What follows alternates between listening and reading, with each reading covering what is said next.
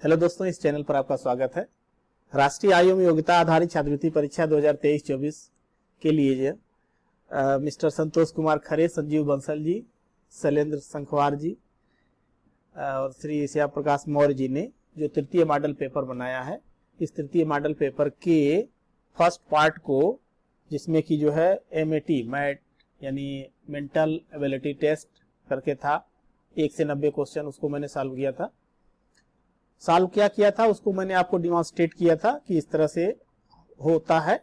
और इसी तरह से यहाँ पर जो सेकंड पार्ट इसका है SAT, जिसको कि जो है स्कॉलस्टिक एप्टीट्यूड टेस्ट कहते हैं। तो इस स्कॉलस्टिक एप्टीट्यूड टेस्ट यानी इसमें भी जो है 1.5 घंटे का पेपर होगा और ये 90 नंबर का होगा, यानी 90 क्वेश्चन होंगे, जिसमें कि ये प्रश्न संख्या 91 से लेकर के 180 तक के होंगे। ये अलग अलग बटा हुआ है, इसमें विज्ञान का है, सामाजिक विज्ञान का है और गणित का है। तो सबसे पहले हम लोग जो है आज सॉल्व करते हैं इसके गणित के प्रश्न। तो जो गणित के प्रश्न है वो 160 नंबर से लेकर के 180 तक है, टोटल 20 प्रश्न है। किसी आयताकार पार्क का क्षेत्रफल 180 वर्ग मीटर है। यदि उसकी एक भुजा 15 मीटर हो तो परिमाप होगा। यहां पर क्वेश्चन में दिया गया है कि उसका क्षेत्रफल है, क्षेत्रफल जो है उसका दिया गया है। तो आयत का क्षेत्रफल के लिए सूत्र होता है लंबाई गुणे चौड़ाई, लंबाई गुणे चौड़ाई। तो चौड़ाई बराबर हो गया क्षेत्रफल बटा लंबाई। क्षेत्रफल दिया गया है 180 और लंबाई है 15, भाग दे देंगे तो आ जाएगा 12 मीटर। इसका मतलब हमें मिल गया कि लंबाई इसकी 15 मीटर है और चौड़ाई जो है 12 मीटर है। तो परिमाप क्या होगा? तो आयत का परिमाप बराबर होता है 2L + B, यानी 2 × 15 + 12, तो ये आ जाएगा 15 12 27 हो गया, गुणे 2 27 गुना 54 मीटर। तो इस तरह से ये नंबर 1 ऑप्शन होगा 54 metre. Question number 162, 7 power 11, 5 power 22 और 3 पावर 33 में सबसे बड़ा है। अब इस क्वेश्चन को सॉल्व करने के लिए थोड़ा सा आपको दिमाग लगाने की जरूरत है। तो देखिए 7 का पावर 11 है, 5 पावर 22 है, 3 पावर 33 है। 11, 22, 33 ये 11 के गुणक है। ऐसे प्रश्न को सॉल्व करने के लिए हम क्या करते हैं कि जैसे यहां पर हमने इसका 1/11 ले लिया पावर जो है, तो 7 पावर 11 का पावर 1/11, 5 पावर 22 का 1/11 और 7 पावर 33 का 1/11। तो इस तरह से ये मिल जाएगा, 11 से 11 कटा, 7 पावर 1, 5 पावर 2 हो जाएगा, 11 दूना 22 और ये 11 तिया 33। अब इसको आप जो है सॉल्व करें तो 7, 5 × 5 = 25 और ये 7 × 7 = 49, 7 × 243 आ जाएगा। अब आप ये आसानी से बता सकते हैं कि ये नंबर बड़ा है, अर्थात 3 पावर 33 वाला पावर जो है वो बड़ा होगा। तो ऑप्शन होगा 3। 163, एक बाग में x + 3y पंक्तियां हैं। यदि प्रत्येक पंक्ति में x + 3y पेड़ लगाए गए हों तो कुल पेड़ होंगे कितने होंगे? तो बाग में पेड़ों की संख्या जो है कैसे निकालेंगे?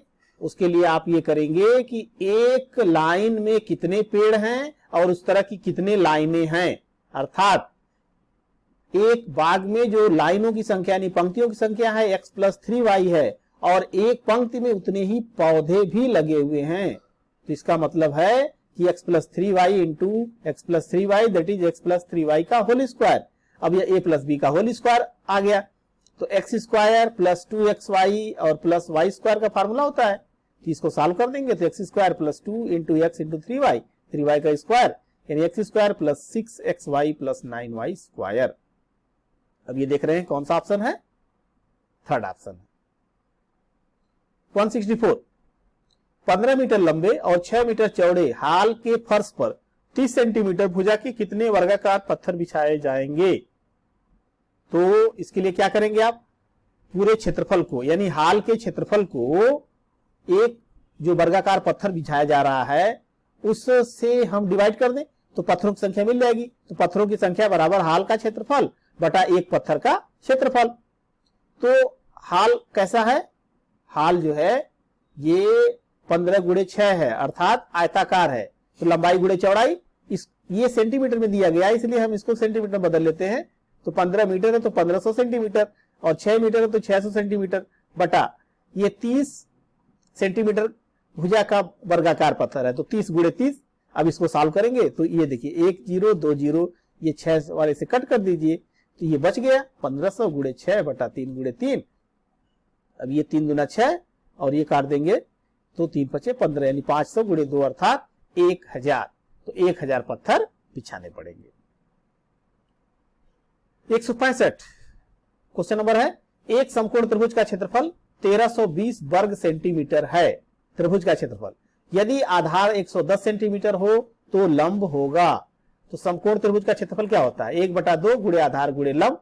और ये दिया गया है कि 1/2 गुणे आधार 110 है, लंब h है, और ये दिया गया है कि 1320 के बराबर है, अर्थात h निकालना है। तो h बराबर हो गया, ये 2 से जाके उधर गुणा हो जाएगा, या यही भाग दे दीजिए, 2 से 110 को कट कर दीजिए तो 55 हो जाएगा। तो h बराबर 1320 बटा 55।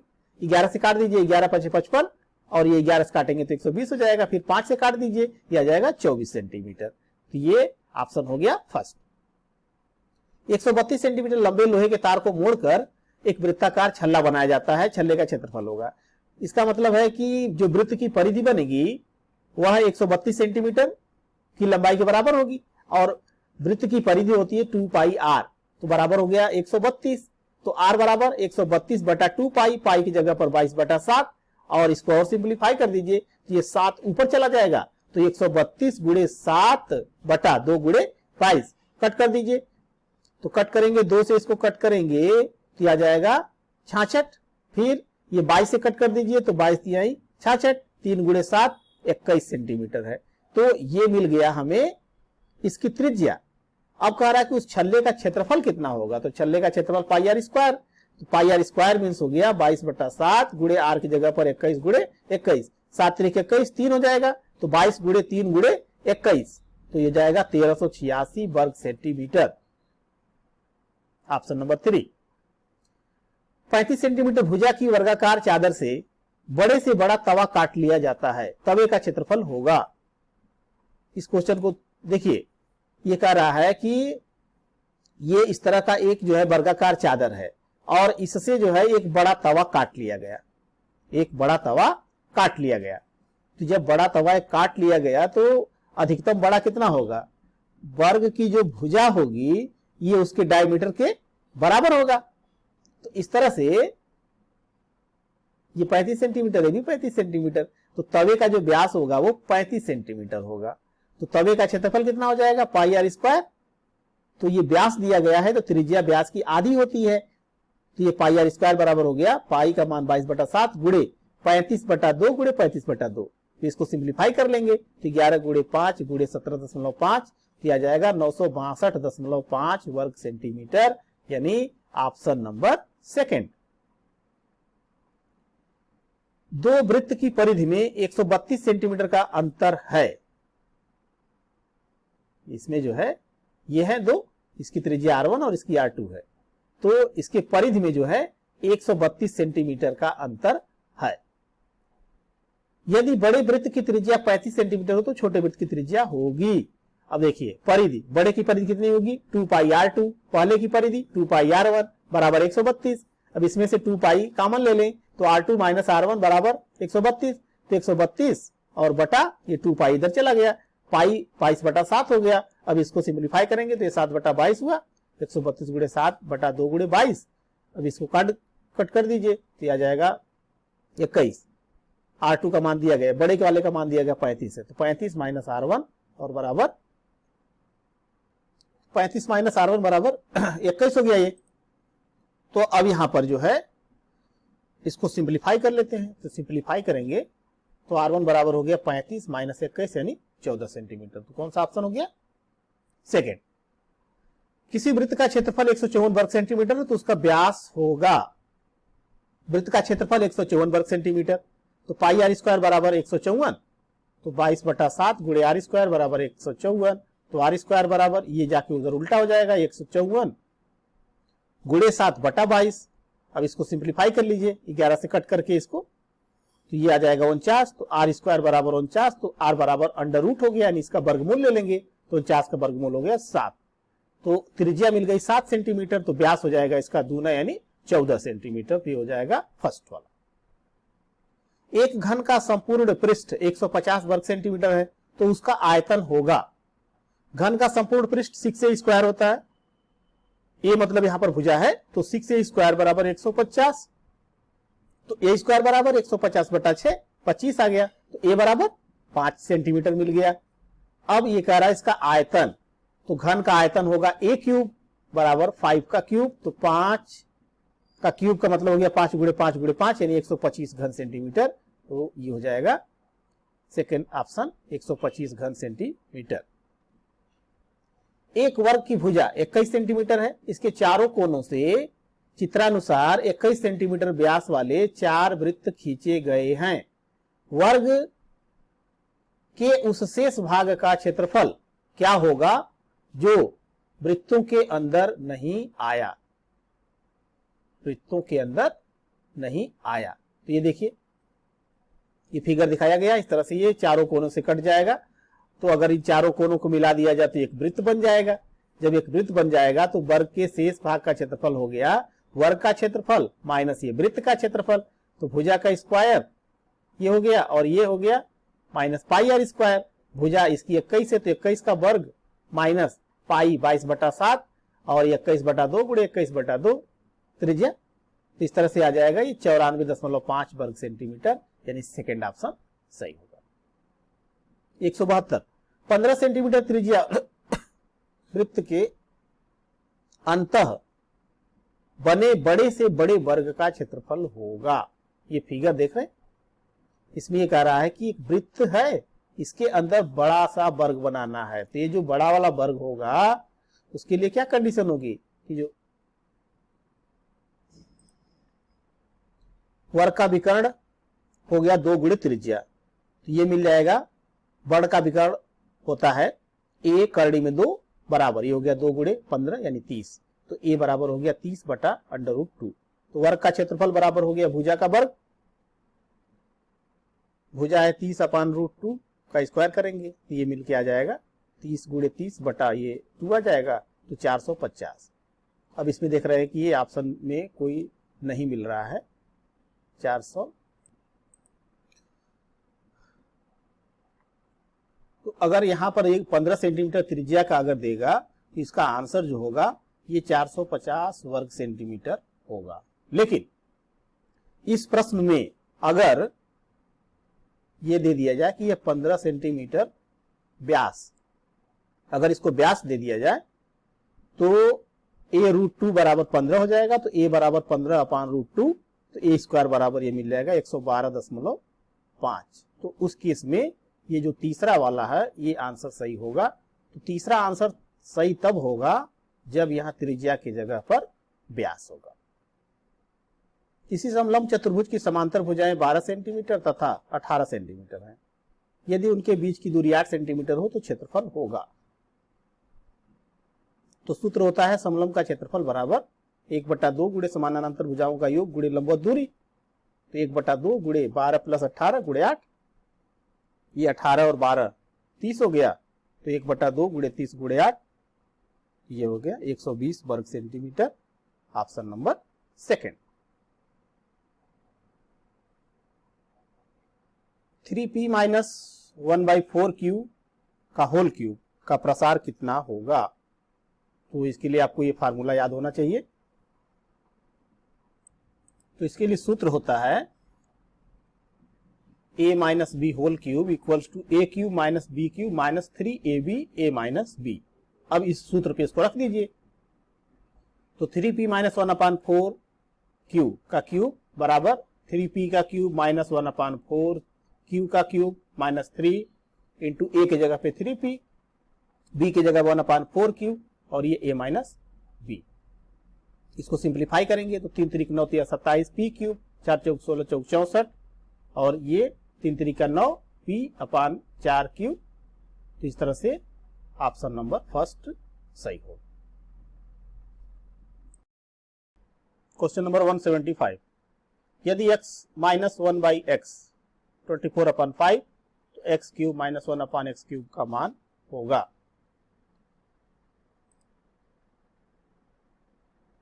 इसमें सूत्र लगेगा a³ - b³ बराबर होता है a - b into a² + b² + ab।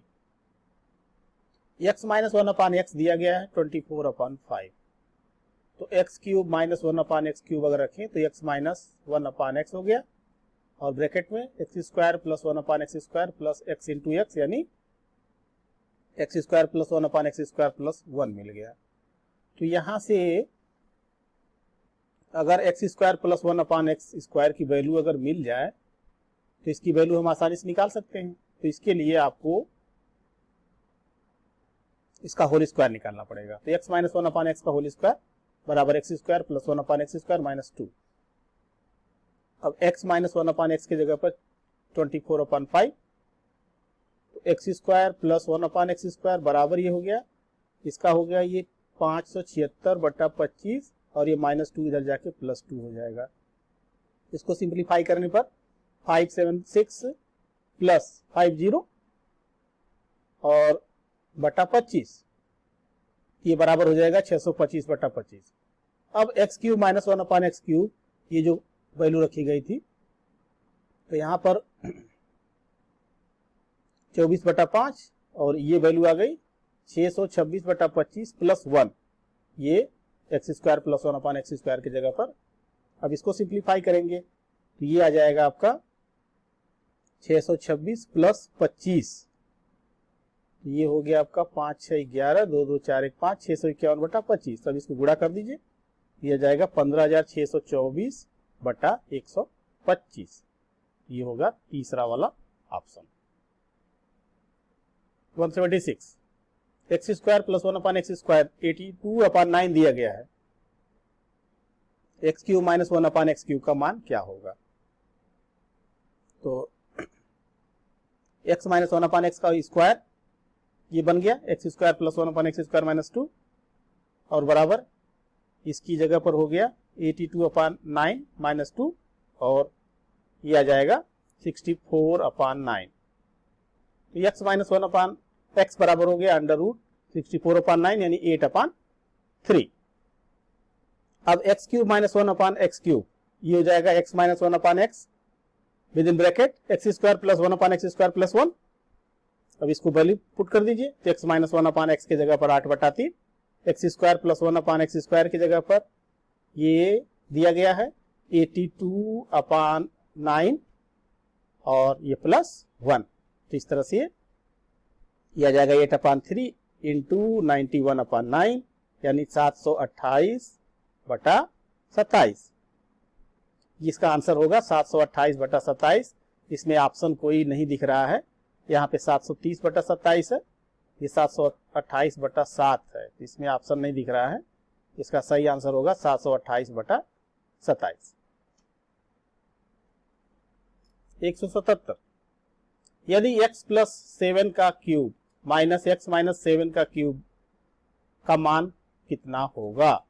तो देखिए यहां सूत्र लगा दीजिए, a cube minus b cube बराबर a minus b into a square plus b square plus ab। तो x plus 7 minus x minus 7, x plus 7 का स्क्वायर प्लस x माइनस 7 का स्क्वायर और plus x plus 7 into x minus 7।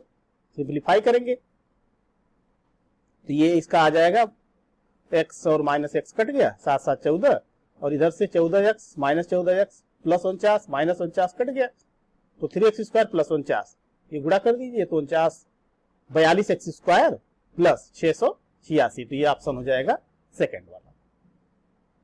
सर्वसमीका किसे कहते हैं? ये आपने पढ़ा हुआ कि ऐसे बीजीय कथन जो चर के सभी मानों के लिए सत्य होते हैं। 179 एक बेलन, एक अर्धगोला तथा एक शंकु एक ही आधार पर बने हैं जिनकी ऊंचाइयां एक समान हैं, उनके आयतनों में अनुपात है। तो ये एक बेलन है, एक जो है अर्धगोला है और एक शंकु है। आर और तीनों के बराबर है या तीनों के बराबर है।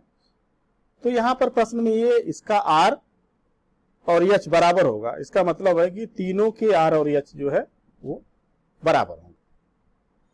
तो बेलन का आयतन होता है पाई आर स्क्वायर एच, अर्धगोले का आयतन 2/3 पाई आर क्यूब, शंकु का आयतन 1/3 पाई आर स्क्वायर एच। ये V1 अनुपाते V2 अनुपाते V3, pi R square H अनुपाते 2/3 pi R square into R, cube के लिए लिख सकते हैं अनुपात 1/3 पाई आर स्क्वायर एच। इसमें से जो कॉमन उसको बाहर कर लीजिए, तो पाई आर स्क्वायर एच बाहर, ये एच आर के बराबर होगा। तो 1:2/3 अब एलसीएम लेके बराबर कर दीजिए, तो नीचे 3 आ जाएगा, यह जाएगा 3:2:1। तो जो इसका सही आंसर है 3:2:1। एक सम पंचभुज में विकर्णों की संख्या है।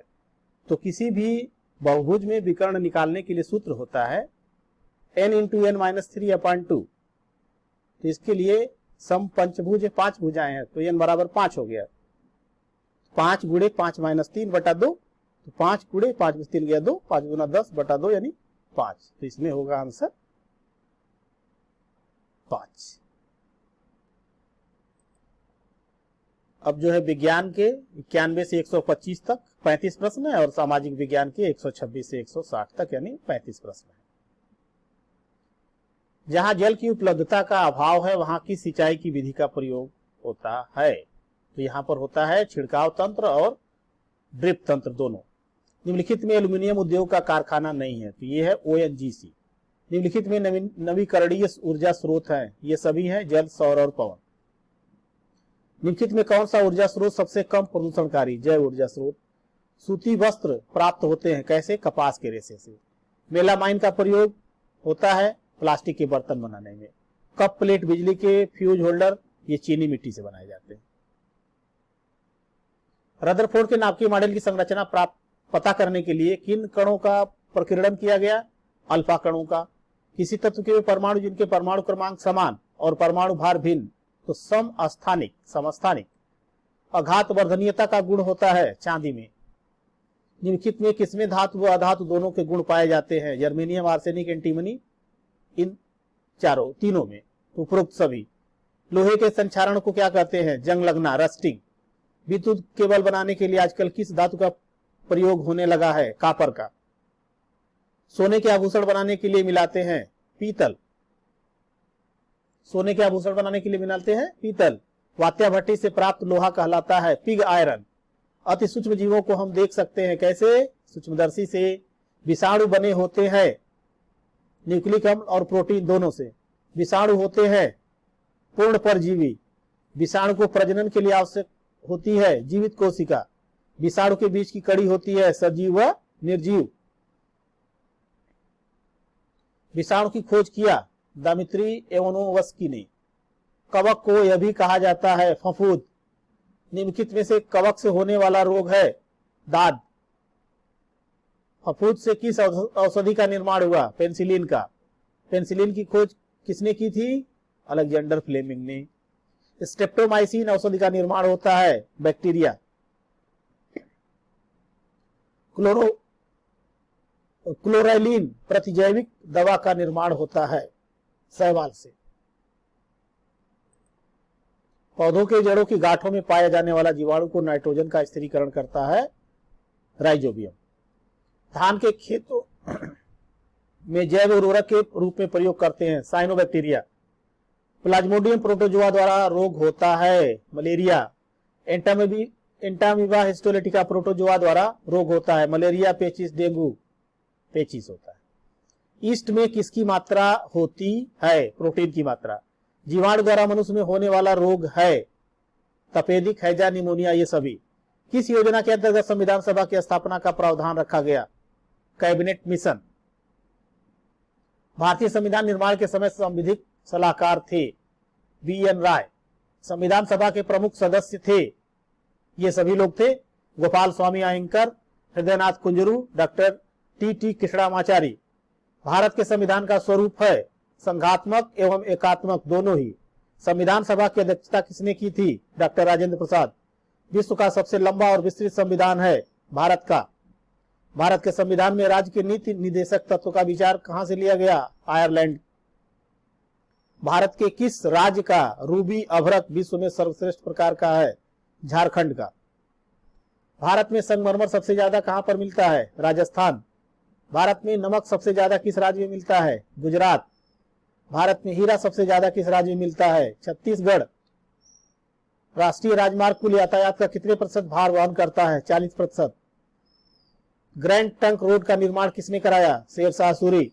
भारत में पहली रेलगाड़ी कब चलाई गई थी? 1853 में, बंबई और ठाणे के बीच में। जमीन के अंदर बनाए गए रेल मार्गों को क्या कहते हैं? मेट्रो रेल मार्ग। कोंकण रेलवे का मुख्यालय कहाँ है? पणजी। समुद्र का वह कटा फटा स्थान क्या कहलाता है जहां पर पानी के जहाज आकर खड़े होते हैं और यात्री व माल उतारते चढ़ाते हैं? पत्तन कहते हैं। भारत की तटरेखा कितने किलोमीटर लंबी है? 7516 किलोमीटर। जब हमारा देश अपनी आवश्यकता की कोई वस्तु किसी दूसरे देश से खरीदता है तो उसे क्या कहते हैं? आयात। और जब बेचता है तो निर्यात कहते हैं। अंग्रेजों को शोषण के विरुद्ध खासी जनजातियों का विद्रोह कहां हुआ था? मेघालय में। भारत में अंग्रेजों का अंतिम गवर्नर जनरल कौन था? Lord Canning. सन 1857 ईस्वी की क्रांति की शुरुआत कहां से हुई थी? बैरकपुर से। सन 1857 ईस्वी की क्रांति के समय भारत का गवर्नर जनरल कौन था? Lord Canning. फैजाबाद में सन 1857 ईस्वी की क्रांति का नेतृत्व किसने किया? मौलवी अहमद उल्ला ने। बरेली में सन 1857 ईस्वी की क्रांति का दमन किसने किया? कैंपबेल ने। कानपुर में सन 1857 के क्रांति का नेतृत्व किसने किया? नाना साहब ने। लखनऊ पर अंग्रेजों का अधिपत्य हो जाने के बाद बेगम हजरत महल कहां चली गई? नेपाल। विश्व में सबसे ज्यादा जनसंख्या किस देश की है? चीन की। साखी सबद रामायणी किसकी रचनाएं हैं? कबीरदास जी की। मीर कासिम ने किस जर्मन को अपना सेनापति नियुक्त किया? समरू। किस गवर्नर जनरल ने भारत में देसी राजाओं को अपने अधीन करने हेतु सहायक संधि योजना बनाई? लॉर्ड वेलेजली ने।